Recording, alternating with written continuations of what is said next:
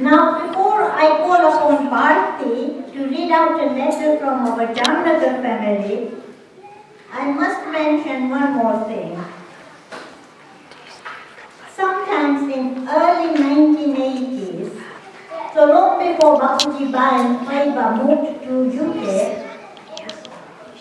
Lati Faiba and Kesankua had come to UK. And one day, Lati Faiba said to me,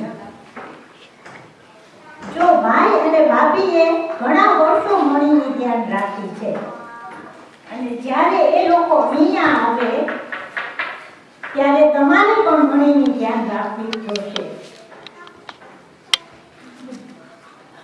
And for that,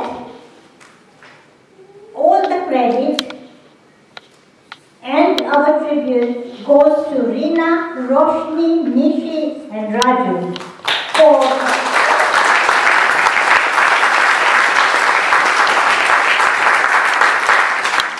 it is with them that Faiba, Mani Faiba is our home.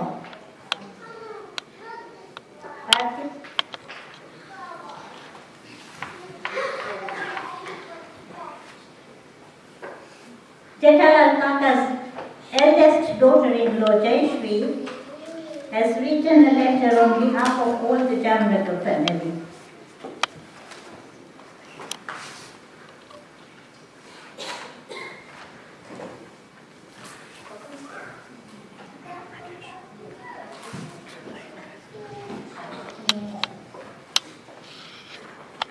આજે આપણા માટે ખૂબ જ હર્ષ અને ગૌરવનો દિવસ છે કારણ કે બધા અહીં 95 વર્ષની દિવ્ય યાત્રાને ઉજવવા માટે એકત્ર થયા છીએ. આ વિશેષ પ્રસંગે હું અમારા પ્રિય ફૈબા માટે કહેવા માંગુ છું. અમારા ફૈબા અમારા પરિવારના મુખ્ય વડીલ છે પણ અનેક પેઢીઓ માટે પ્રેરણાનું સ્ત્રોત છે.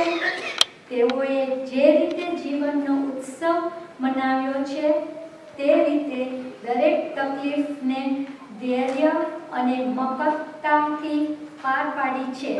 તે ખરેખર આપણા માટે ઉદાહરણ છે. તેમનો આનંદમય સ્વભાવ, કુટુંબ પ્રત્યેનો પ્રેમ અને ઉત્સાહ ખૂબ જ છે. તેમની યાદશક્તિ પણ ખૂબ જ તીવ્ર છે.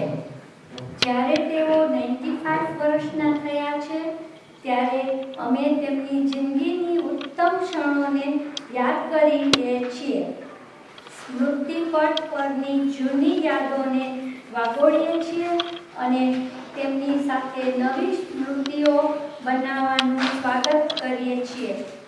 ફૈબા, તમારું જીવન અમારા માટે એક આશીર્વાદ છે. અમે તમારાથી જે જિંદગીના પ્રમાણ અને મૂલ્યો શીખ્યા છે તે હંમેશા માર્ગદર્શન કરશે. જયશ્રીનો છે. આજે અમે દિલથી પ્રાર્થના કરીએ છીએ કે તમારું જીવન આનંદમય, આરોગ્ય અને શાંતિથી ભરેલું રહે. તમારું જીવન તુલસીની પવિત્ર સુગંધ જેવું સુગંધમય બને અને તમારા આશીર્વાદ અમારી સાથે હંમેશ રહે.